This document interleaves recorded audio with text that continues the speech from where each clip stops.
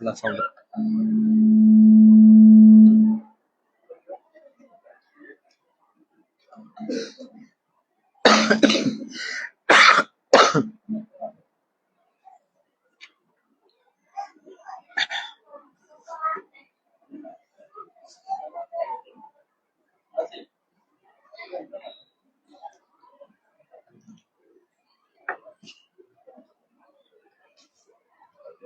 Of ஆயிடுச்சு.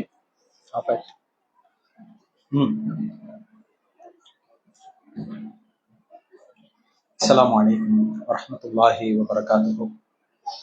இன்னல் ஹம்தலில்லாஹி நஹ்மதுஹு வ நஸ்தஈனுஹு வ நஸ்தக்ஃபிருஹு வ நஊது பில்லாஹி மின் ஷுரூரி அன்ஃபுஸினா வ மின் ஸய்யிஆத்தி அஅமாலினா. மை யஹ்திஹில்லாஹு ஃபலா முதில்ல லஹு வ மை யுத்லில்ஹு ஃபலா ஹாதிய லஹு.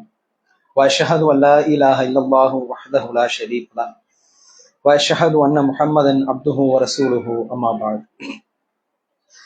யா அய்யுஹன்னாஸ் இத்தகூ ரப்பக்குமுல்லதீ خلقكم من نفس واحدة وخلق منها زوجها وبث منهما رجالا كثيرا ونساء واتقوا الله الذي تساءلون به والأرحام إن الله كان عليكم رقيبا. يا أيها الذين آمنوا اتقوا الله حق تقاته ولا تموتن إلا وأنتم مسلمون. يا أيها الذين آمنوا اتقوا الله وقولوا قولا سديدا يصلح لكم أعمالكم ويغفر لكم ذنوبكم ومن يطع الله ورسوله فقد فاز فوزا عظيما. اللهم صل على محمد وعلى آل محمد كما صليت على إبراهيم وعلى آل إبراهيم إنك حميد مجيد. اللهم بارك على محمد وعلى آل محمد كما باركت على إبراهيم وعلى آل إبراهيم إنك حميد مجيد.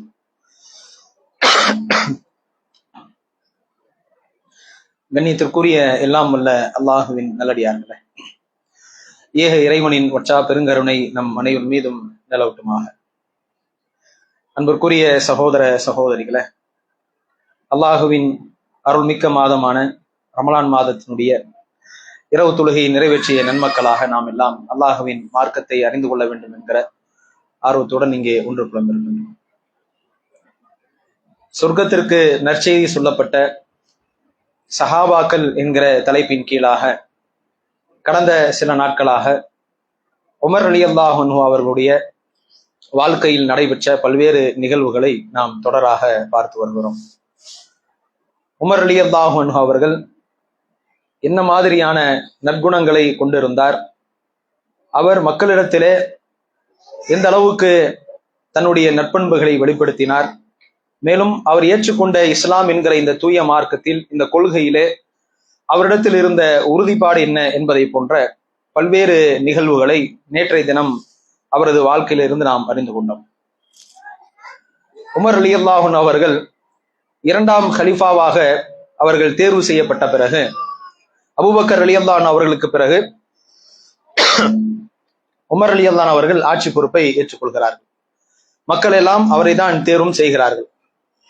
அவர் ஆட்சிக்கு வந்த பிறகு அல்லாஹ்வின் மகத்தான அருளால் மிக சிறப்பான ஒரு ஆட்சியை அவர் மக்களுக்கு மத்தியில தன் ஆட்சி நிர்வாகத்தை கொண்டு சென்றார். அவருடைய ஆட்சி என்பது உலகத்தில் உள்ள அவருக்கு பின்னால் வாழ்ந்த அதிகமான வரலாற்று ஆசிரியர்கள் பேசுகிற அளவுக்கு மிக நீதமாகவும், மக்களுக்கு மத்தியிலே பாகுபாடு இல்லாமல், ஏழை பணக்காரர் என்று பார்க்காமல், வசதியானவர்கள் அல்லது பதவியில உயர்ந்தவர்கள், உயர் குலத்தை சார்ந்தவர்கள், இப்படி எல்லாம் எந்த வேறுபாடு பார்க்காமல் எல்லா மக்களுக்குமான மிக சரியான ஒரு ஆட்சியை உமர் ரலியல்லாஹு அவர்கள் அவர் வாழும்போது அந்த நிர்வாக முறையை செய்து காட்டினார். அவர் ஆட்சி பொறுப்பை ஏற்ற பிறகு தனக்கு ஆலோசகர்களாக, தன்னுடைய சபையில் தனக்கு முக்கியமான விஷயங்களுக்கு வழிகாட்டக்கூடிய நபர்களாக அவர் சில இளைஞர்களும் சில முதியவர்களையும் வைத்திருந்தார் சஹாபாக்களாக. அதிலே அவர் எந்த அடிப்படையில் அந்த சஹாபாக்களை தேர்வு செய்து கொண்டார் என்றால், குர்ஆனை யார் அதிகம் நன்கு அறிந்து வைத்திருக்கிறார்களோ, மார்க்க சட்டங்கள் யார் அதிகம் நன்கு அறிந்து வைத்திருக்கிறார்களோ, குர்ஆனுக்கு யார் அழகிய முறையிலே விளக்கம் தெரிந்து வைத்திருக்கிறார்களோ, அவர்களை தான் தன்னுடைய சபையிலே அவர் அதிகமான சஹாபாக்களாக தன் சபையிலே அவர் வைத்திருந்தார். அதற்கு பல்வேறு நிகழ்வுகளை நாம பார்க்கலாம். அவர் ஆட்சி பொறுப்புக்கு வந்த பிறகு தனக்கான ஆலோசனை வழங்கக்கூடிய தோழர்களாக அப்துல்லா இப்னு அப்பாஸ் ரலியல்லாஹு அன்ஹு அவர்களை அவர் வைத்திருந்தார். அப்துல்லா இப்னு அப்பாஸை பொறுத்தவரை வயதிலே சிறியவர் தான். இருந்தாலும் உமர் ரலியல்லாஹு அவர்கள் அவருக்கு அந்த ஒரு பொறுப்பை ஒப்படைக்கிறாங்க. அவருக்கு எப்போதுமே உமர் ரலியல்லாஹு அவர்கள் தனக்கு அருகில் இப்னு அப்பாஸை எப்போதுமே வைத்திருப்பார். அதற்கு என்ன காரணம்? இப்னு அப்பாஸ் அவர்கள் குர்ஆனினுடைய இல்ம் அவருக்கு அதிகம் இருந்தது. திருக்குர்ஆனினுடைய வசனங்களுக்கு அழகிய முறையிலே விளக்கம் சொல்லக்கூடியவராக, பல மார்க்க சட்டங்களை வயதில் சிறியவராக இருந்தாலும் அதை அத்தனையும் நன்கு தெரிந்தவராக இப்னு அப்பாஸ் அவர்கள் இருந்ததின் காரணமாக தன்னுடைய சபையில் அவருக்கு மிக ஒரு முக்கிய இடத்தை உமர் ரலியல்லாஹு அவர்கள் கொடுத்திருந்தார். ஒரு முறை சஅத் பின் அப்துர்ரஹ்மான் பின் அவுஃப் அவர்கள் உமர் ரலியல்லாஹு அவரை சந்திக்க வருகிறார் அவருடைய ஆட்சிக்கு பிறகு. அப்போ என்ன சொல்றாருன்னா, உமர் அவர்களே, இவரை போல அப்துல்லா இப்னு அப்பாஸ் அவர்களை போல என்னிடத்திலே சில இளைஞர்கள் இருக்கிறார்கள், அவர்களையும் நீங்கள் இது போல உங்களுக்கு அருகிலே பயன்படுத்திக் கொள்ளுங்கள், உங்களின் சபையிலே அவர்களுக்கும் இடம் கொடுங்கள் என்று அப்துர்ரஹ்மான் பின் அவுஃப் ரலியல்லாஹு அவர்கள் உமர் ரலியல்லாஹு இடத்துல கேட்கிறார். அப்போ உமர் ரலியல்லாஹு அவர்கள் என்ன சொல்றாருன்னா, இன்னஹு மின் ஹைசு தஅலம், அப்துர்ரஹ்மான் பின் அவுஃப் அவர்களே, இவர் எப்படிப்பட்டவர் என்பது உங்களுக்கே தெரியும். யாரு? இப்னு அப்பாஸ் என்பவர் எப்படிப்பட்டவர், எப்படியான சஹாபி என்பதை நீங்களே அறிந்து வைத்திருக்கிறீர்கள் என்று சொல்லிவிட்டு அவர் மக்களுக்கு மத்தியிலே இப்னு அப்பாஸினுடைய அந்த குர்ஆனினுடைய இல்மை ஒரு சின்ன டெஸ்ட் மாதிரி வைக்கிறார். இப்னு அப்பாஸ் அவரிடத்துல சூரா நஸ்ர் அந்த ஆயத்தை ஓதி காட்டுகிறார். உமர் அவர்கள் ஓதி காண்பித்து, இப்னு அப்பாஸ் அவர்களே, இதற்கு என்ன அர்த்தம், இந்த ஆயத்தின் வழியாக அல்லாஹ் தஆலா மக்களுக்கு என்ன சொல்ல வருகிறான், இதிலே நீங்கள் என்ன புரிந்திருக்கிறீர்கள், நீங்க சொல்லுங்க என்று உமர் ரலியல்லாஹு அவர்கள் இப்னு அப்பாஸ் அவரிடத்துல கேட்கிறாங்க. அப்ப உடனே இப்னு அப்பாஸ் அவர்கள் என்ன சொல்றாருன்னா, அஜலு ரசூலுல்லாஹி ஸல்லல்லாஹு அலைஹி வஸல்லம் அலமுஹு ஈயாஹும், நபிகள் நாயகம் ஸல்லல்லாஹு அலைஹி வஸல்லம் அவர்களுக்கு மரணம் நெருங்கி விட்டது, அவர் இறக்க போகிறார், நபிகள் நாயகம் ஸல்லல்லாஹு அலைஹி வஸல்லம் அவருடைய மரணத்தை முன்கூட்டி அல்லாஹ் தஆலா இந்த ஆயத்தின் வழியாக சொன்னதாக நான் புரிந்து கொள்கிறேன். ஏன்னா அது மக்கா வெற்றி, இந்த வசனம் அருளப்படும் போது மக்கா வெற்றி, அந்த மக்கா வெற்றிக்கு பிறகுதான் அல்லாஹ் தஆலா இந்த ஆயத்தை அருளுகிறார். அதற்கு பிறகு சில காலத்தில் நபி ஸல்லல்லாஹு அலைஹி வஸல்லம் மரணித்து விட்டார்கள். அப்போ இந்த ஆயத்திற்கான விளக்கம் என்னன்னு இப்னு அப்பாஸ் உமர் ரலியல்லாஹு அவர்கள் கேட்கும் போது உடனே அவர் என்ன சொல்றாருன்னா, இந்த ஆயத்தின் வழியாக அல்லாஹ் தஆலா நபிகள் நாயகம் ஸல்லல்லாஹு அலைஹி வஸல்லம் அவருடைய இறப்பு நெருங்கி விட்டதை இறைவன் அறிவிக்கிறான். இதை சொன்ன மாத்திரத்துல உமர் ரலியல்லாஹு அவர்கள் அவங்க தன்னுடைய கருத்தை சொல்றாங்க, மா அலமு மின்ஹா இல்லா மா தஅலமு, நீங்கள் எதை அறிந்து வைத்திருக்கிறீர்களோ, நீங்க எப்படி இந்த சூறாவை புரிந்து வைத்திருக்கிறீர்களோ அதுதான் என்னுடைய கருத்தும் என்று சொல்லி அவருடைய இப்னு அப்பாஸ் அவர்களுடைய குர்ஆனின் இல்மை அப்துர்ரஹ்மான் பின் அவுஃப் அவர்களுக்கும் மற்ற சஹாபாக்களுக்கும் அவர் புரிய வைக்கிறார். அப்ப இதனாலதான் இப்னு அப்பாஸ் அவர்களை எனது சபையிலே முக்கியமான ஒரு நபராக, வயதில் சிறியவராக இருந்தாலும் அவரை எனக்கு அருகில நான் வைத்திருக்கிறேன் என்று அவர் சொல்கிறார். அப்ப உமர் ரலியல்லாஹு அவங்களுடைய ஆட்சி காலத்துல அவர் தன்னை சுற்றி எப்படியான சஹாபாக்களை வைத்திருந்தார் என்றால், குர்ஆனின் இல்மு கொண்ட அந்த சஹாபாக்களை தான், அவர்களுக்கு தான் கண்ணியம் கொடுத்து எல்லா வகையான ஆலோசனையும் கொடுக்கக்கூடியவர்களாக அவரை வைத்திருந்தார். இது மாதிரி பல நிகழ்வுகளை நாம பார்க்கிறோம். அவர் ஆட்சி பொறுப்பு ஏற்ற பிறகு ஹுர்ர் இப்னுல் கைஸ் ரலியல்லாஹு அன்ஹு அவரும் நல்ல குர்ஆனினுடைய இல்மு பெற்ற ஒரு சஹாபி, அதிகமான பிரபலியம் இல்லாத ஒரு சஹாபி. இவரும் மார்க்கத்தினுடைய பல சட்டத்திட்டங்கள், பல்வேறு வகையான விஷயங்களுக்கு அழகான முறையிலே நல்ல இல்மு கொண்ட ஒரு தோழராக இருந்தார். அவரும் உமர் ரலியல்லாஹு அவருடைய சபையில மிக நெருக்கமாக இடத்தில் இருந்தார். எந்த ஒரு விஷயமாக இருந்தாலும் உமர் ரலியல்லாஹு அவர்கள் ஹுர்ர் இப்னு கைஸ் அவரிடத்துல அவர் கேட்டுதான் எல்லா வகையான முடிவும் எடுப்பார். அப்ப ஹுர்ர் இப்னு கைஸ் அவருடைய உறவினர் அவர் என்ன செய்யறாருன்னா, நான் உமர் ரலியல்லாஹு அவர்களை பார்க்கணும், அவர் ஒரு சஹாபி, உயைனா ரலியல்லாஹு அவர்கள், அவர் என்ன செய்யறார், நான் உமர் அவர்களை பார்க்கணும், நீங்க தான் ரொம்ப நெருக்கமா இருக்கிறீங்களே, யார் இடத்துல, ஹுர்ர் இப்னு கைஸ் இடத்துல பேசுகிறார், நீங்க என்ன பண்ணுங்கன்னா எனக்கு அனுமதி வாங்கி கொடுங்க, உமர் ரலியல்லாஹு அவர்களை சந்திப்பதற்கு எனக்கு அனுமதி கொடுங்க என்று அவர் கேட்கிறார். அவரும் போய் என்ன செய்யறாரு, உமர் ரலியல்லாஹு இடத்துல அனுமதி வாங்கி விட்டு அந்த உயைனாவை சந்திப்பதற்கான ஏற்பாடு செய்கிறார். அந்த உயைனா என்கிற அந்த சஹாபி என்ன செய்யறாருன்னா, வந்தவர் உமர் ரலியல்லாஹு அவருடைய ஆட்சியை குறை சொல்கிறார். உமர் அவர்களே, நீங்க எங்களுக்கு நல்ல முறையில, சரியான முறையில பொருளாதாரங்களை கொடுப்பது கிடையாது, ஒமா தஹ்கும் பைனனா பில் அத்ல், எங்களுக்கு மத்தியில நீதமான முறையில் நீங்கள் ஆட்சி செய்வது கிடையாது என்று ஒரு தவறான குற்றச்சாட்டை வைக்கிறார். அப்ப உடனே உமர் ரலியல்லாஹு அவர்கள் கடுமையாக கோபம் கொள்கிறார். இன்னல்லாஹ தஆலா, உமர் அவர்கள் கோபப்பட்டு எந்த அளவுக்கு கோபப்படுறாருன்னா, அவரை எந்திரிச்சு அடிக்க போறார். அந்த ஒயனா என்கிற சஹாபியினுடைய அந்த குற்றச்சாட்டு, அவர் சொன்ன தவறான பொய்யை கேட்டு உமர் அவர்கள் தவறு செய்துதான் ஒத்துக்கொள்வார்கள். ஆனா அவர் தவறே செய்யல. மக்களுக்கு மத்தியில நீதமான முறையில் ஆட்சி செய்கிற ஒரு நபரை பார்த்து இந்த சஹாபி இப்படியான ஒரு குற்றச்சாட்டு சொன்ன உடனே அவர் பொறுக்க முடியாம கோபத்தில் எழுந்து அடிக்க செல்கிறார். உடனே ஹுர்ர் இப்னுல் கைஸ் என்கிற அந்த சஹாபி என்ன பண்றாருன்னா உமர் ரலியல்லாஹு அவர்களை அமைதிப்படுத்துகிறார்.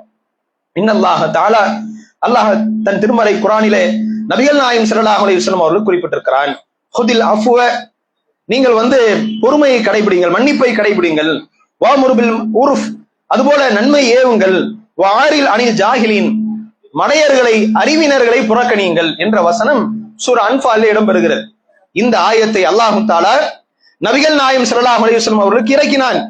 அந்த ஆயத்தை அவர் ஓதி காட்டுறார். இப்படி அல்லாஹ் ரசூலுல்லாஹ்வுக்கே சொல்லி இருக்கிறான், மன்னிச்சிருங்க, அது மாதிரி நன்மை மக்களுக்கு ஏவுங்க, பொறுமையா இருங்க, அறிவினர்கள் முட்டாள்தனமாக யார் நடந்து கொண்டால் அவர்களை புறக்கணியுங்கள் என்று அல்லாஹ் தஆலா நபிகள் நாயகம் ஸல்லல்லாஹு அலைஹி வஸல்லம் சொல்லி இருக்கிறான். எனவே நீங்கள் இந்த ஆயத்தை கேட்டு பொறுமையோடு நடந்து கொள் என்று உடனே அவர் இந்த ஆயத்தை ஹுர்ர் இப்னுல் கைஸ் அவர்கள் ஓதி காட்டுகிறார். உமர் ரலியல்லாஹு அவர்கள் அமைதி ஆயிட்டார். அல்லாஹ்வினுடைய வசனம் சொல்லப்பட்ட மாத்திரத்தில் உமர் ரலியல்லாஹு அவர்கள் உடனே கட்டுப்பட்டவராக அமர்ந்து விடுகிறார். அவர் தன்னுடைய கோபத்தை கட்டுப்படுத்தி கொண்டு அமைதியாக அந்த சஹாபி எதுவும் செய்யாமல் இருக்கும்போது அப்போ இவர் சொல்றார், ஹுர்ர் இப்னுல் கைஸ் சொல்லுகிறார், உமர் அவர்களே, அமீருல் முஃமினீன் அவர்களே, இப்படிப்பட்ட ஒரு குற்றச்சாட்டை இவர் சொல்வார் எனக்கு தெரியாது. இவர் உங்களை சந்திக்க வேண்டும் என்று அனுமதி கேட்டார், நான் அழைத்து வந்தேன். ஆனால் இவர் இவ்வளவு அறிவினமாக முட்டாள்தனமாக நடந்து கொள்வார் என்று எனக்கு தெரியாது. எனவே இவரை நீங்கள் புறக்கணித்து விடுங்கள் என்று மேலும் அவரை ஆறுதல் படுத்திய செய்தியை பார்க்கிறோம். இந்த ஹதீஸ்ல, இந்த செய்தியில நாம புரிந்து கொள்ள வேண்டிய விஷயம் என்னன்னா, உமர் ரலியல்லாஹு அவர்கள் மார்க்க இல்மு பெற்ற ஹுர்ர் இப்னு கைஸ், குர்ஆனினுடைய ஞானம் பெற்ற ஒருவரை தனக்கு அருகில் வைத்திருந்தார். அவர் குர்ஆனின் வசனத்தை சொல்லி உமர் ரலியல்லாஹு அவர்கள் கோபப்படும் போது, நீங்கள் கோபப்பட வேண்டாம், அல்லாஹ் இப்படி ரசூலுல்லாஹ்வுக்கே கட்டளையிட்டு இருக்கிறான், அறிவினர்களை புறக்கணிக்க சொல்லி இருக்கிறான், நீங்கள் கோபப்படாது என்று சொன்ன மாத்திரத்துல அல்லாஹ்வின் வசனத்துக்கு உடனடியாக கட்டுப்பட்டார். கோபத்தை அப்படியே கட்டுப்படுத்தி கொண்டு அங்கே எதுவும் மறுபேச்சு பேசாமல் இருந்தார். ஒரு இறை நம்பிக்கையாளர் என்று சொன்னால் அல்லாஹ்வின் வசனங்களுக்கு இப்படிதான் அவர் கட்டுப்பட வேண்டும் என்பதற்கு ஒரு அழகான உதாரணமாக உமர் ரலியல்லாஹு அவர்களுடைய அவருடைய வாழ்க்கையில் நடந்த சம்பவத்தை நம்ம பார்க்கலாம். இன்றைக்கு நிறைய முஸ்லிம்களிடத்துல இறைவனுடைய வசனங்கள் ஓதி காண்பிக்கப்பட்டால், அல்லாஹ்வின் சட்டம் சொல்லப்பட்டால் அதற்கு கட்டுப்படுகிற தன்மை நம்ம அதிகமான மக்களிடத்துல கிடையாது. எந்த நேரத்துல என்ன குர்ஆன் ஆயத்தை சொல்லி எனக்கு பயன் பண்ணிட்டு இருக்கா, போய் வேலையை பார்த்து இப்படிதான் பேசுவாங்க. ஒரு குர்ஆன் ஆயத்தை எடுத்து சொல்லி ஏதாவது ஒரு செய்தியை சொன்னா, எனக்கு என்ன பயன் பண்றியா, போங்கப்பா அப்படின்னு அதை புறக்கணிச்சிருவான் நம்ம மக்கள். நம்முடைய ஈமானும் நம்முடைய அதுல இருக்கிற உறுதிப்பாடும் அல்லாஹ்வின் வசனத்திற்கு கட்டுப்படுகிற அந்த நிலையும் இன்றைய அதிகமான முஸ்லிம்களுடைய வெளிப்பாடு எப்படி இருக்கும், வேலையை பார்த்துட்டு போங்க, எனக்கெல்லாம் பயன் பண்ணாதீங்க, என்ன நான் பார்த்துக்கிறது எனக்கு தெரியும் என்ற வகையிலே இறைவனின் சட்டத்தை புறக்கணிக்கக்கூடிய நபர்களாக இருப்போம். உமர் ரலியல்லாஹு அவர்கள் அப்படி இல்லை. அவர் என்ன கடுமையா பேசுறாரு, நீங்க என்ன குர்ஆன் ஆயத்தை சொல்லி என்ன கட்டுப்படுங்க சொல்றீங்க, அமைதியா இருங்கன்னு சொல்லி ஹுர்ரை கண்டிக்காம, ஹுர்ர் இப்னுல் கைஸ் அல்லாஹ்வின் வசனத்தை சொல்லி இறைவன் இப்படி சொல்லி இருக்கிறான், பொறுமையாக இருங்கள் சொன்ன மாத்திரத்துல உடனே அல்லாஹ்வின் வசனத்திற்கு அவர் கட்டுப்படுகிறார். அப்ப இப்படியான குர்ஆன் வசனத்திற்கு கட்டுப்படுகிற சிறந்த ஒரு ஆட்சியாளராக உமர் ரலியல்லாஹு அவர்கள் இருந்தார். அப்போ அவருடைய ஆட்சி பொறுப்பேற்ற பிறகு அவர் தன்னுடைய ஆட்சியிலே மிக முக்கியமாக அவர் கவனத்திலே கொண்டிருந்தது ஏழை மக்களுக்கு போய் சேர வேண்டிய எல்லா வகையான அந்த வசதி வாய்ப்புகளும் அவர்களுக்கு உண்டான அந்த வறுமை போக்கக்கூடிய விஷயங்கள்ல அவர் கவனம் செலுத்தினார். அதற்கு ஒரு அழகான ஒரு சம்பவத்தை நாம பார்க்கலாம். உமர் ரலியல்லாஹு அவர்கள் தன்னுடைய அடிமைக்கு, அவர் முன்னாள் அடிமைக்கு ஒரு செய்தியை சொல்லுகிறார். அவருடைய பெயர் ஹுனைன் என்கிற ஒரு பெயர் கொண்ட ஒரு அடிமை.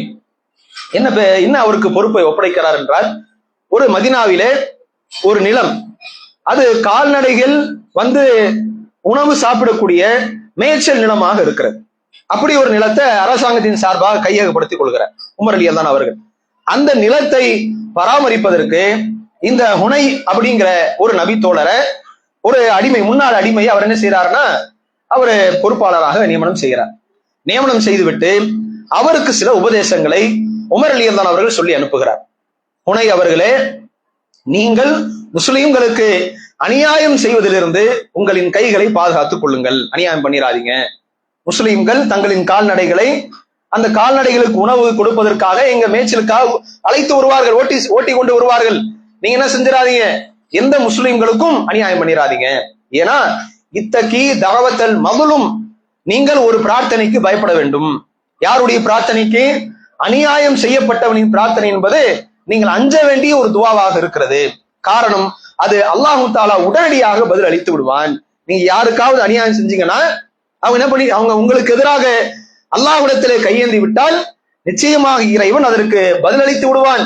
எனவே எந்த முஸ்லிம்களுக்கும் நீங்கள் கொண்டிருக்கிற இந்த பொறுப்பிலே யாருக்கும் அநியாயம் செய்து விடாமல் உங்களுடைய பொறுப்பை சிறப்பான முறையில் செய்யுங்கள் என்று ஹுனை என்கிற அந்த மனிதருக்கு உமர் ரலியல்லாஹு அவர்கள் பொறுப்பு ஒப்படைக்கிறார். மேலும் பல செய்திகளை சொல்லுகிறார். இந்த மேய்ச்சல் நிலம் என்பது ஏழைகளுக்குரியது. இங்கே அப்துர் ரஹ்மான் பின் அவுஃப் என்கிற நபித்தோழர், அவர் செல்வந்தன். அவரோ உஸ்மான் இப்னு அஃபான் என்கிற செல்வந்தராக இருக்கிற அவரோ இது மாதிரியான செல்வந்தர்களான சஹாபாக்கள் யாரேனும் தங்களின் கால்நடைகளை இங்கே கூட்டி அழைத்து வந்தால் அவர்களுக்கு இங்கே அனுமதி கொடுக்காதீர்கள்.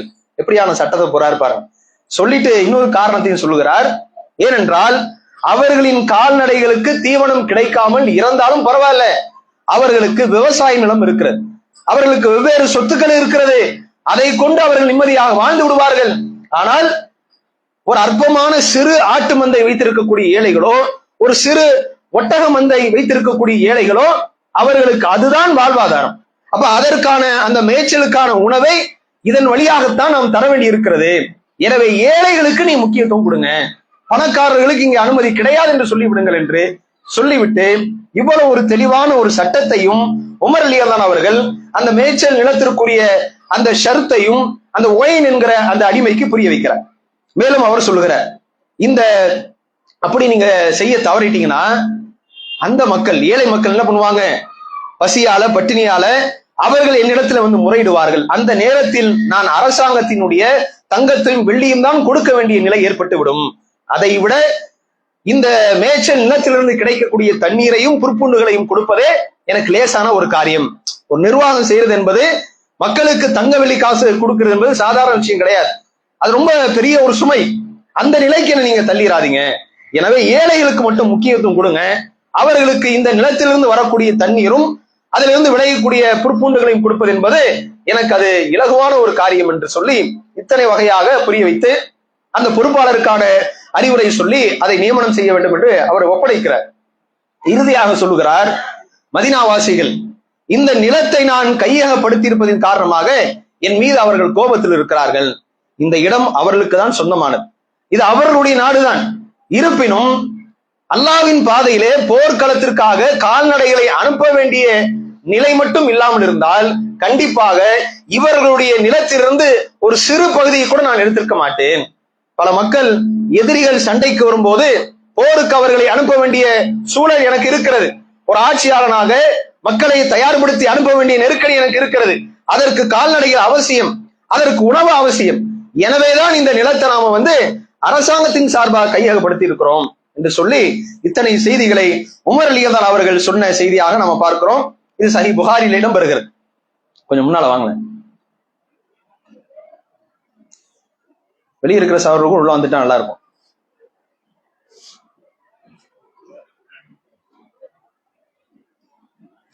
அதே போல உமர் ரலியல்லாஹு அவர்கள் அவருடைய ஆட்சியினுடைய நிர்வாகம் எப்படி இருந்தது என்று சொன்னால், எதிர்கால அடுத்த தலைமுறை சந்ததியினரும் சிறப்பாக அவர்கள் இருக்க வேண்டும், அவர்களுக்கு வறுமை வரக்கூடாது என்பதெல்லாம் அவர் கவனிப்பார்.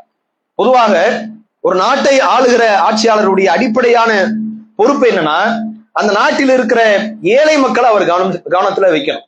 அவர்களுடைய வறுமை போக்குவதற்கான எல்லா வகையான திட்டங்களை கொண்டு வரணும். இப்ப நாம வாழக்கூடிய இந்தியாவை பாருங்க, இந்தியாவாக இருக்கட்டும் அல்லது வெவ்வேறு நாடுகளாக இருக்கட்டும், அதிகமான நாட்டினுடைய ஆட்சியாளர்களுடைய நிலைமை அவங்க ஏழை மக்களை பொருட்படுத்துவதே கிடையாது. அதிகமான பசியும் பட்டினியுமாக இன்றைக்கு இந்தியாவில் வாழுகிற அதிகமான குழந்தைகள் ஊட்டச்சத்து குறைபாடு தான் இருக்கிறார்கள் என்று பல புள்ளி விவரங்கள் சொல்லுகிறது. இவ்வளவு பெரிய நாடு, வளமிக்க நாடு, ஆனால் ஆட்சியில இருக்கக்கூடிய பல ஆட்சியாளர்கள் அவர்களுடைய நிர்வாகத்தினுடைய குறைபாடின் காரணமாக ஏழை மக்களுக்கு கொடுக்க வேண்டிய அடிப்படையான வசதிகளை சரியான முறையில செய்யாததின் காரணமாக ஏழை மக்கள் மென்மேலும் அவர்கள் வறுமைக்கு தள்ளப்படுகிறார்கள். வேலை வாய்ப்பின்மை இன்றைக்கு நம் தேசத்திலே அதிகரித்திருக்கிறது. பட்டினி சாவு அதிகரித்திருக்கிறது. குழந்தைகள் ஊட்டச்சத்து குறைபாடின் காரணமாக மரணங்கள் அதிகரித்திருக்கிறது. இப்படி ஏராளமான குறைபாடுகள் நாம் வாழுகிற தேசத்தில் பார்க்கிறோமா இல்லையா?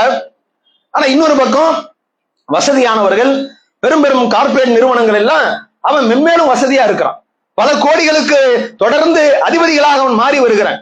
அப்ப இந்த அரசாங்கத்தினுடைய நிலைமை பாருங்க, இந்த ஆட்சியாளர்கள் நாம வசதியானவர்களுக்கு சலுகை தர வேண்டும், அவர்களுக்கு பல திட்டங்கள் கொடுக்கணும், அவனுக்கு பல வரிகளை விட்டு கொடுத்துடணும். அவன் ஏதாவது பேங்க்ல பல லட்சம் கோடி வாங்கி இருந்தாலும் அதை ஒரே உத்தரவுல தள்ளுபடின்னு அறிவிச்சுட்டு போயிடணும், அல்லது அவன் வேற நாட்டுக்கு தப்பிச்சு போயிருந்தாலும் அவனை கண்டுகொள்ளாம விட்டுவிட வேண்டும் என்கிற இப்படியான ஆட்சியாளர்கள், பணக்காரர்கள், ஏழை என்கிற அந்த பாகுபாடு பார்த்து தங்களுக்கு தோதுவானவர்களுக்கு இவர்கள் முக்கியத்துவம் கொடுப்பதன் காரணமாகத்தான் இந்தியா போன்ற இவ்வளவு பெரிய நாடே மிகப்பெரிய அந்த மக்களினுடைய, ஏழை மக்களுடைய நிலைமை இன்றைக்கு சீர்கட்டு இருக்கிறது. உமர் ரலியல்லாஹு அவர்களுடைய ஆட்சி எப்ப நடந்தது? ஒரு 50 வருஷத்துக்கு முன்னாடி நடைபெற்ற ஆட்சியா? கிட்டத்தட்ட பல 100 ஆண்டுகளுக்கு முன்னால் நடைபெற்ற அவருடைய ஆட்சியிலே அவர் எதை கவனிக்கிறார் பாருங்க. ஏழை மக்களுக்கு தான் அங்க ஃபர்ஸ்ட். அவங்களுடைய வாழ்வாதாரம், அவருடைய வாழ்வாதாரம் மேன்மைப்பட வேண்டும், அவங்க நல்ல வாழ்வாதாரத்தில் உயர்ந்த நிலையை அடைய வேண்டும் என்று அதற்காக அவர் உழைத்தார். அதுல ஒரு செய்தி அவர் சொல்லுகிறார், அம்மா வல்லதி நப்சி பி யதிஹி, இறைவன் மீது சத்தியமிட்டு நான் சொல்லுகிறேன், எனக்கு மட்டும் ஒரு நெருக்கடி இல்லாவிட்டால் இங்கே இந்த மதீனாவிலும் மக்காவிலும் இருக்கிற இந்த அரபு தேசத்தில் இருக்கிற அத்தனை மக்களுக்கும் எந்தெந்த ஊரையெல்லாம் நாம் வெற்றி கொள்கிறோமோ அந்த ஊரினுடைய அந்த இடத்தை எல்லா தனிநபருக்குமான வருமானமாக கொடுத்திருப்பேன். அல்லாஹ்வின் தூதர் ஸல்லல்லாஹு அலைஹி வஸல்லம் கொடுத்ததை போல நபிகள் நாயகம் ஸல்லல்லாஹு அலைஹி வஸல்லம் அவர்கள் ஹைபரிலே வெற்றி பெற்ற அந்த பல நிலங்களை தனிநபர்களுக்கு உரிமையாக கொடுத்துட்டாங்க. அதை ரசூலா என்ன செய்யல, அரசாங்கத்துல சார்பாக அதை எடுத்துக்கொண்டு அதிலிருந்து பங்குகளாக கொடுக்கல, அவரவருக்கு அல்லாஹ்வின் தூதர் ஸல்லல்லாஹு அலைஹி வஸல்லம் கொடுத்தார்கள்.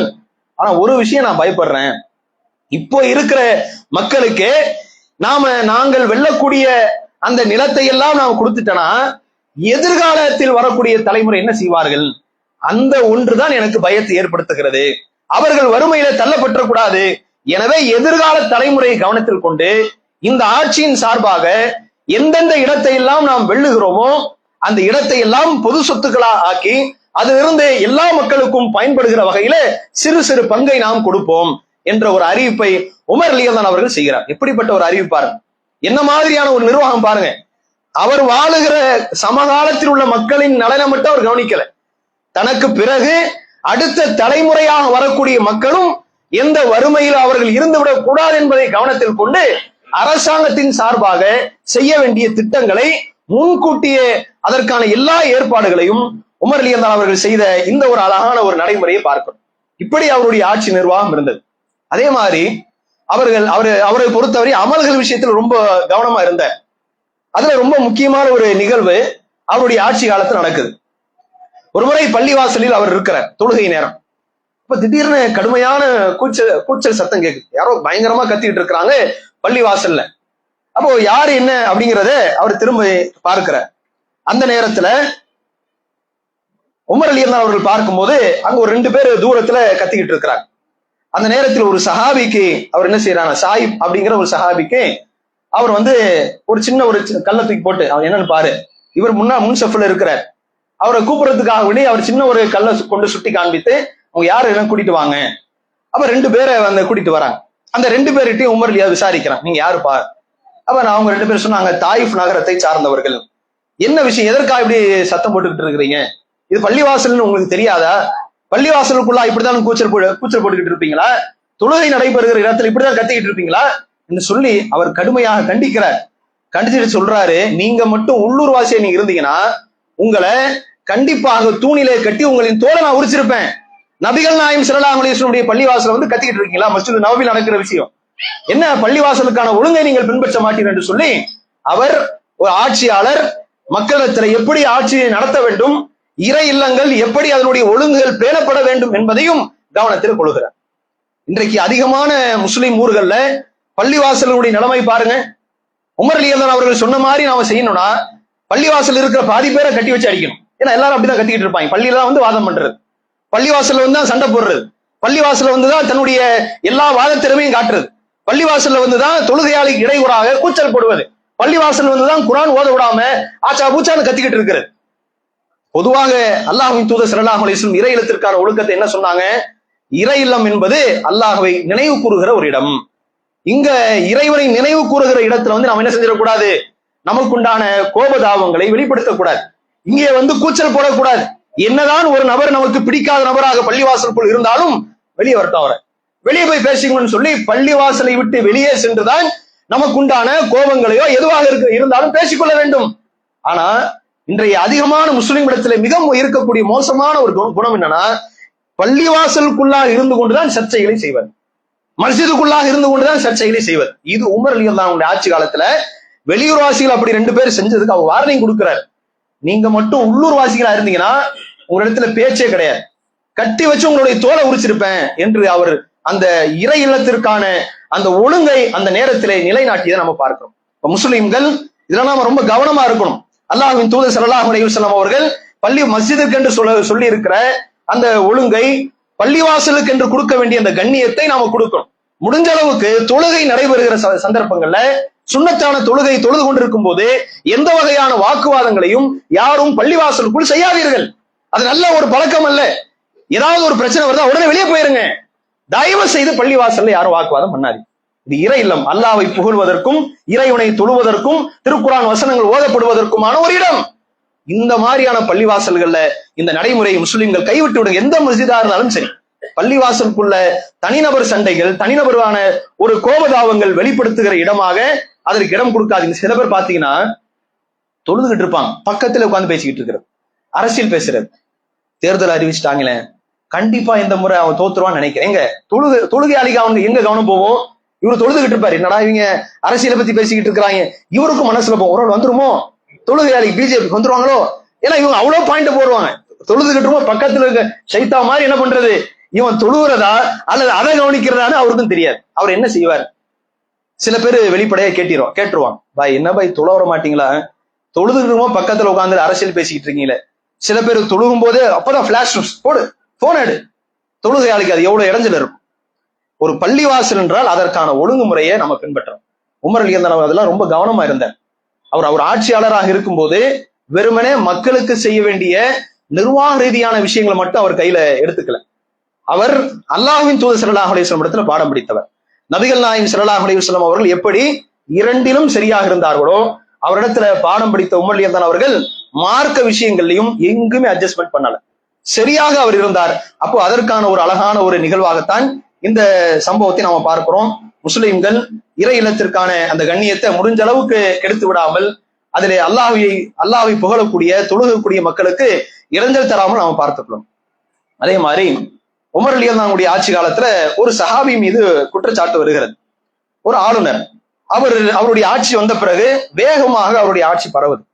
பல நாடுகள் அவருடைய ஆட்சிக்கு கண்ட்ரோல்ல வருது. அதாவது அரபு நாடுகள், பல துண்டுகளாக இருந்த நாடுகள் எல்லாம் அவருக்கு கீழாக வருகிறது. கூஃபா அப்படிங்கிற அந்த பகுதியில உமர் ரலியல்லாஹு அவர்கள் என்ன செய்யறாருன்னா, ஸஅத் இப்னு அபி வக்காஸ் ரலியல்லாஹு அவர்களை வந்து தொழுகை உட்பட எல்லா வகையான நிர்வாக பொறுப்பும் ஒரு அமைச்சர் மாதிரி அவருக்கு அந்த பொறுப்பு ஒப்படைக்கப்பட்டிருந்தது. அப்ப அந்த பொறுப்பை அவர் சரியாக கவனித்துக் கொண்டிருந்தார். அவர் தான் அங்க இருக்கக்கூடிய பள்ளிவாசல்களுக்கு தொழுகை நடத்துவார். நிர்வாக ரீதியான பிரச்சனைகள் அவர் தான் ஸஅத் இப்னு அபி வக்காஸ் ரலியல்லாஹு அவர் தான் கவனிப்பார். அவரை பற்றி சில கூஃபாவாசிகள் உமர் ரலியல்லாஹு அவர்களுக்கு வந்து கம்ப்ளைண்ட் கொடுக்கறாங்க. ஸஅத் அவர்கள் சரியில்லை, அவர்கள் நேர்மையா நடக்க மாட்டாரு, அவர் ஒழுங்கா தொலை வைக்க மாட்டாரு, இப்படியான குற்றச்சாட்டை வைக்கிறாங்க. உடனே உமர் ரலியல்லாஹு என்ன செய்யறாருன்னா, அவர் தான் விசாரணை செய்யக்கூடிய ஒரு பொறுப்புல இருக்கிறார். அவர் என்ன பண்றாரு, உடனே ஆள் மாற்றம் பண்றார். அம்மார் ரலியல்லாஹு அவர்களை தற்காலிகமா அங்க அந்த கூஃபா நகரத்திற்கு பொறுப்பாளராக நியமனம் செஞ்சுட்டு இவரை வந்து அழைக்கிறாங்க. ஸஅத் இப்னு அபி வக்காஸை விசாரணைக்கு அவர் கூப்பிடுறாரு. விசாரணை கூப்பிட்டு கேட்கலாம். அபு இஸ்ஹாக் அவர் அப்படிதான் அவர் கூப்பிடுறாரு. இஸ்ஹாக்கின் தந்தையே, அவருக்கு இஸ்ஹாக் என்ற மகன் இருந்தார் ஸஅத் அவர்களுக்கு. என்ன உங்களை பத்தி ஒரு குற்றச்சாட்டு வருது, நீங்க சரியா அழகான முறையில சிறந்த முறையில தொழுகை நடத்துவது கிடையாதா? அப்போ இவர் அல்லாஹ் மீது சத்தியம் விட்டு ஸஅத் அவர்கள் சொல்லுகிறார், வல்லாஹி அல்லாஹ் மீது நான் சத்தியம் விட்டு சொல்லுகிறேன், நான் எந்த விஷயத்திலும் நிர்வாக ரீதியாக இருந்தாலும் சரி, தொழுகை விஷயத்திலும் நபிகள் நாயகம் ஸல்லல்லாஹு அலைஹி வஸல்லம் அவர்கள் எப்படி எனக்கு கற்றுக் கொடுத்தார்களோ அப்படிதான் நான் செய்து கொண்டிருக்கிறேன் என்று அவர் சத்தியம் விட்டு சொல்லுகிறார். அப்போ உமர் ரலியல்லாஹு என்ன சொல்றாருன்னா, எனக்கும் உங்களை பத்தி அதான் எண்ணம், நீங்க எந்த தப்பு செஞ்சிருக்க மாட்டீங்கன்னு எனக்கு தெரியும், இருந்தாலும் ஒரு ஆட்சியாளனாக விசாரணை செய்ய வேண்டிய கடமை, நான் உங்களை விசாரணை செய்யறேன். அடுத்து என்ன செய்யறாருன்னா, அவர் சொன்ன அந்த ஸ்டேட்மெண்ட்டை வந்து வாங்கிட்டு விடல. அவரோட கூட அவருடைய அந்த தோழர்களை 2 பேர் அனுப்புறாங்க, போய் விசாரணை செய்யுங்க, இவரை வச்சுட்டு விசாரணை பண்ணுங்க. இப்ப கூஃபா நகரம் முழுவதும் ஸஅத் ரலியல்லாஹு அவர்களை பற்றி உமர் ரலியல்லாஹு அவர்கள் அனுப்பி 2 நபர்கள் வந்து விசாரணை செய்யறாங்க. எல்லா மக்களும் ஸஅத் ரலியல்லாஹு அவர்களை பற்றி நல்ல விதமாகவே சொல்லுகிறார்கள். ஒரே ஒரு பகுதியில மட்டும் பொய்யான குற்றச்சாட்டை வைக்கிறாங்க. அந்த விசாரணையில ஒருத்தர் யார் பொய் குற்றச்சாட்டை வைத்தாரோ அவருக்கு எதிராக ஸஅத் அவர்கள் அல்லாஹ்விடத்துல கையேந்தினார். அவர் பிற்காலத்துல ஸஅத் அவர்கள் கேட்ட துவாவின் காரணமாக மிகப்பெரிய நஷ்டத்தை சந்தித்தார் என்று அந்த ஹதீஸ் நீளமா போகிறது. இதில் நாம கவனிக்க வேண்டிய செய்தி என்னன்னா, உமர் ரலியல்லாஹு ஆட்சி முறை. ஒருவரை பற்றி குற்றச்சாட்டு வந்ததுன்னா உடனே அதை நம்பாம அதை சரியான முறையில் விசாரணை செய்து ஆதாரம் இருக்கிறதா அத்தனையும் விசாரணை செய்து அது உண்மையா பொய்யா என்று பார்த்து அவர் முடிவெடுத்தார் என்கிற ஒரு சிறந்த நிர்வாகத்திற்கான அந்த தலைமைத்துவம் உமர் ரலியல்லாஹு இடத்துல இருந்தது என்பதற்கான இந்த செய்தியை நாம பார்க்கிறோம். அதுபோல உமர் ரலியல்லாஹு அவருடைய ஆட்சி காலத்துல இஸ்லாத்திற்காக பல்வேறு தியாகம் செய்த சஹாபாக்களுக்கு என்று பல்வேறு முக்கியத்துவத்தை அவர் கொடுத்தார். நம்ம நாட்டை பொறுத்தவரையும் இப்ப சிஏ அப்படின்னு சொல்லி திரும்ப கிளம்பி இருக்கிறாங்க. தேர்தல் நேரம் வந்து விட்டாலே இப்படி முஸ்லிம்களுக்கு எதிராக ஏதாவது ஒண்ணு எடுப்பாங்க. இப்ப சிஏவினுடைய அடிப்படை நோக்கமே என்ன அதனுடைய நோக்கமே நமக்கு பல முறை சொல்லப்பட்டிருக்கு. முஸ்லிம்களை அகதிகளாக மாற்றுவதுதான் இவருடைய நோக்கமே. ஆனா வெளியே என்ன சொல்லுவாங்க, இந்தியாவில் வாழுகிற முஸ்லிம்களுக்கு எந்த பிரச்சனையும் கிடையாது, ஆப்கானிஸ்தான் பாகிஸ்தான் இருந்து வரக்கூடிய அப்படி வந்தவர்களுக்கு தான் பிரச்சனை சொல்லி வேண்டுமென்றே மக்களை குழப்புவார்கள். ஆனா இந்த என்ஆர்சிசி அவனுடைய அடிப்படை நோக்கமே முஸ்லிம்களை இந்த தேசத்திலே அகதிகளாக, ஓட்டுரிமை அற்றவர்களாக, அவர்கள் பேச்சுரிமை அற்றவர்களாக, இந்த ஜனநாயகத்தினுடைய சட்டத்திட்டங்கள் எதற்கும் இல்லாதவர்களாக ஆக்கக்கூடிய வேலையை தான் இதன் மூலம் பார்ப்பார்கள். அப்ப முஸ்லிம்களை இது மாதிரியான வேலை செய்யறதுக்கான இந்த சிஏ அப்படின்னு கொண்டு வருவாங்க. ஆனா முஸ்லிம்கள் தான் இந்த நாடு இந்திய தேசம் விடுதலை பெறுவதற்காக வேண்டி மிகப்பெரிய தியாகத்தை நமது முன்னோர்கள் செய்திருக்கிறார்கள். அப்ப தியாகம் செய்தவருக்கு இந்த தேசத்துல மரியாதை இருக்கா? முஸ்லிம்களுக்கு உரிய மரியாதை வழங்கப்படுகிறதா? கிடையாது. இந்த தேசம் மிகப்பெரிய கடுமையான ஒரு சூழலில் இருந்து அந்த வெள்ளையர்கள் இந்த தேசத்திலிருந்து விரட்டி அடிக்கப்படுவதற்கு மிக முக்கியமான காரணமே முஸ்லிம்களின் தியாகம் தான். ரத்தத்தாலும் பொருளாதாரத்தாலும் அவ்வளவு பெரிய தியாகம் செய்த மக்களுக்கு இந்த நாட்டுல எந்த ஆட்சியாளர்களும் இந்த தியாகிகளுக்கு எந்த வகையான நன்மையும் செய்தது கிடையாது. முஸ்லிம்களை தொடர்ந்து அவங்களுடைய கல்வி உரிமையை பறிச்சாங்க, பொருளாதாரத்துல முன்னேற்ற விடாமல் ஆக்கினாங்க. இதைத்தான் எல்லா ஆட்சியாளரும் செய்தாங்க. அதுல இவர்களை பொறுத்தவரையும் கூடுதலாக சென்று இந்த தேசத்திலிருந்து முஸ்லிம்களை விரட்டி அடிக்கக்கூடிய எல்லா வேலையும் பார்ப்பார்கள். ஆனா உமர் ரலியல்லாஹு ஆட்சி நம்ம கவனிக்கிறோம். அவர் இந்த மார்க்கத்திற்காக வேண்டியும் தன்னுடைய நாட்டுக்காக வேண்டியும் தியாகம் செய்த பல சஹாபாக்களுக்கு பல்வேறு முன்னுரிமை அவர் கொடுத்தார். அவர் ஒரு அறிவிப்பு செய்கிறார். அவருடைய ஆட்சி காலத்துல என்ன மாதிரி அறிவிப்பு செய்கிறார்? கான ஃபரலில் முஹாஜிரீனல் அவ்வலின் அர்பாத் ஆலாஃபின் ஃபி அர்பாத்தின். முஹாஜிர்கள், அதாவது ஹிஜ்ரத் செய்து வந்த அந்த தியாகிகள், முதலாவதாக வந்தார்களே அந்த தியாகிகளுக்கு 4000 திரகம் அவர்களுக்கு 4 ஆண்டுகள் தொடர்ந்து வழங்கப்படும் என்ற ஒரு அறிவிப்பை தன்னுடைய ஆட்சியில் அவர் செய்கிறார். அதே மாதிரி எல்லா தியாகிகளுக்கும் முஹாஜிர்களுக்கும் அவர் அதை கொடுத்தார். அந்த நேரத்துல அவருடைய மகன் இப்னு உமர் அவர்களும் ஹிஜ்ரத் செய்து வந்த ஒருவர் தான். அவருக்கு மட்டும் 3500 திரகம் தான் என்று நிர்ணயம் செய்கிறார். அப்போ அங்கிருந்த சில பேர் கேட்கிறாங்க, உமர் அவர்களே, உங்களின் மகனாரும் ஹிஜ்ரத் செய்து வந்தவர் தானே, ஏன் அவருக்கு மட்டும் 500 குறைச்சிட்டீங்க? அப்போ அதுக்கு ஒரு காரணம் சொல்லுகிறார்.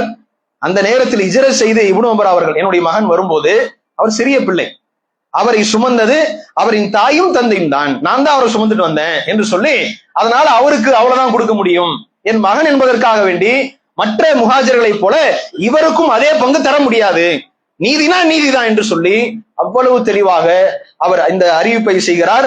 அது இப்படி இஸ்லாத்திற்காக தியாகம் செய்த பல தியாகிகளுக்கு முன்னுரிமை தருகிறார். இதே மாதிரி இன்னும் பல சம்பவங்களை பார்க்கலாம். அவருடைய ஆட்சி காலத்துல இஸ்லாத்திற்காக தியாகம் செய்த குடும்பத்தவர்களுக்கும் உமர் ரலியல்லாஹு அவர்கள் முக்கியத்துவம் கொடுக்கிறார். ஒரு முறை மதீனாவினுடைய வீதியிலே உமர் ரலியல்லாஹு அவர்கள் இருக்கும்போது ஒரு பெண் வருகிறார், கை குழந்தைகளோடு, சிறு பிள்ளைகளோடு வராங்க.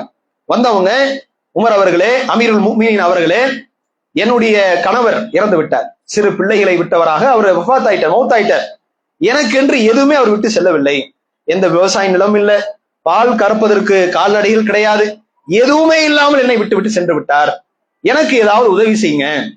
அதை சொல்லிட்டு கூடுதலாக அவங்க ஒரு செய்தியை சொல்றாங்க, என்னுடைய தந்தை ஹுஃபாஃபா இப்னு இயாமா அல் கிஃபார் என்கிற நபி தோழர், அவர் என்னுடைய தந்தை ஆவார். அவர் நபிகள் நாயகம் ஸல்லல்லாஹு அலைஹி வஸல்லம் அவர்களோடு ஹுதைபியா என்கிற யுத்தத்திலே அவர் கலந்து கொண்டார், அந்த ஒப்பந்தத்தில் அவர் இருந்தார் என்று இதை மட்டும் அவர் நினைவுற்றாங்க.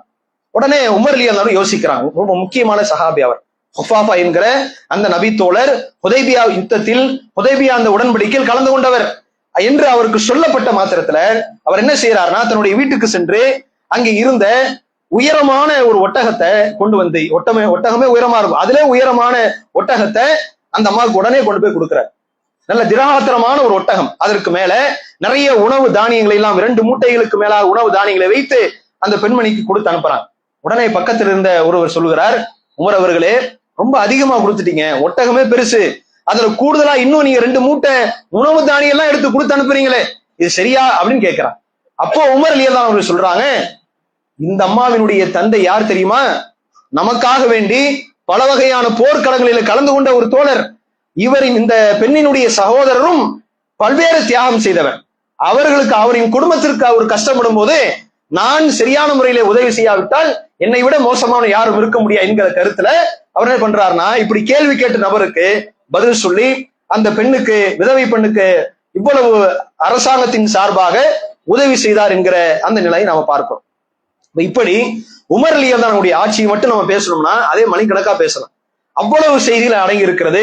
பல்வேறு வகையான அவருடைய சீர்திருத்தங்களையும், மக்களுக்கு தேவையான அழகான நடவடிக்கைகளையும், மக்களுக்கு குறிப்பாக அடிப்படையான எல்லா தேவைகளையும் உமர் ரலியல்லாஹு அவர்கள் மிக சிறப்பாக தன்னுடைய ஆட்சி காலத்திலே செய்தார். இப்படி பல்வேறு சம்பவங்கள் இருக்கின்றன. அதுல இறுதியாக நாம தெரிந்து கொள்ள வேண்டிய பகுதி என்னன்னா, உமர் ரலியல்லாஹு அவர்கள் ஒரு தொழுகையிலே இருக்கும்போதுதான் அவர் கொல்லவும் படுகிறார். ஒரு கேடுகட்டவன் அவரை குத்தி கொலை செய்கிறான். அதற்கு பிறகு 3 நாட்கள் அவர் அந்த வலியோடு துடிதுடித்து பல்வேறு விஷயங்களை தன்னுடைய உம்மத்திற்கு அவர் சொல்லியும் சென்றார். அதிலும் நமக்கு மிகப்பெரிய படிப்பனைகள் இருக்கின்றன.